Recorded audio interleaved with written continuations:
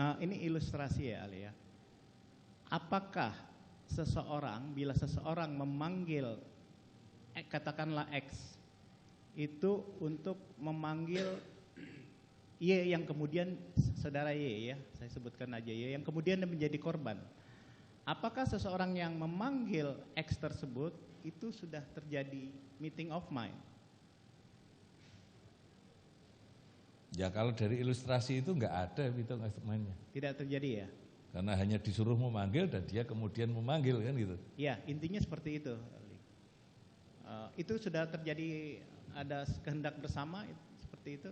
Kehendak bersama untuk melakukan apa kan gitu. Kalau kehendaknya adalah untuk memanggil ya sampai di situ aja. Berarti kehendak bersama adalah menghadirkan orang yang dipanggil gitu. Tapi sesudah dipanggil mau apa dan mau diapakan itu kan masalah yang lain lagi. Oke, kalau di dalam suatu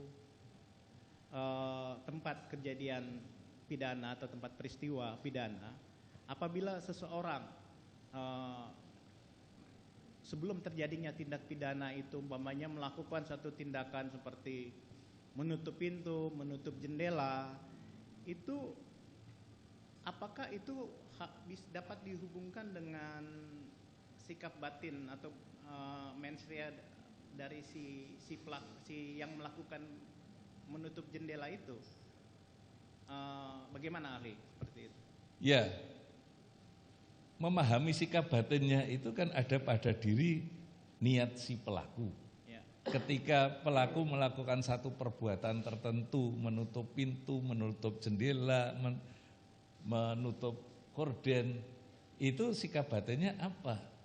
Kalau sikap batinnya itu dia hanya sekedar untuk menutup pintu supaya ruangannya tertutup, maka ya hanya sampai di situ kan sikap batinnya. Ya.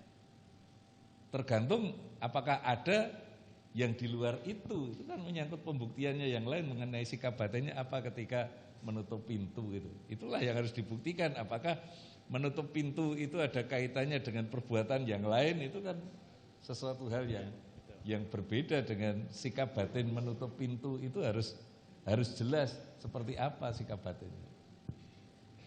Oke, baik, terima kasih Ali, dilanjutkan sebentar. Dari penjelasan Pak Doktor terhadap penasihat hukum terkait keadaan tadi menutup pintu.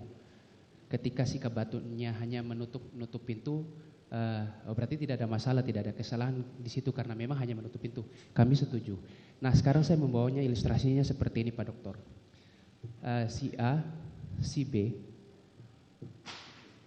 menganiaya si C atau ya ingin melakukan perbuatan tidak menyenangkan atau memukul si C. Lokasinya di dalam kamar kos-kosan. Nah, ketika si A akan memukul si C ini kan dia berteriak, ribut. Akhirnya si B ini dia menutup pintu, mengunci semua ruang-ruang sekat yang ada udaranya dia tutup. Sikap batinnya agar teriakan korban si C ini tidak terdengar. Kalau sikap batinnya seperti itu, dia masuk tidak sama-sama atau berencana melakukan penganiayaan itu. Ya berarti antara A dan B ada kesepakatannya terlebih dahulu bahwa mereka sikap batinnya adalah untuk mewujudkan delik. Yaitu menganiaya C. Betul. Baik. Jadi itu harus dibuktikan dulu gitu. Ya. Bukan karena menutup jendela kemudian si C itu turut serta. Iya, gitu. Betul.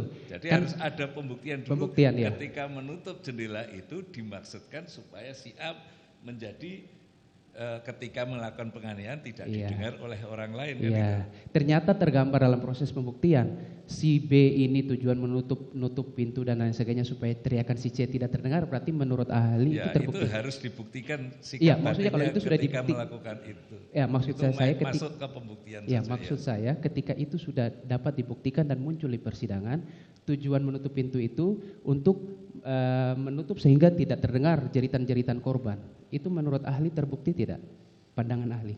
Kalau terbukti tidak, ahli tidak mengerti. Tetapi baik. Kalau itu sudah dibuktikan dan dinilai oleh hakim itu terbukti ada sikap batinnya menutup jendela itu dimaksudkan untuk bagian dari perbuatan yang dilakukan oleh A, Iya. itu ada turut sertanya, tapi persoalannya itu terbukti atau tidak, Ali kan nggak ngerti. Baik.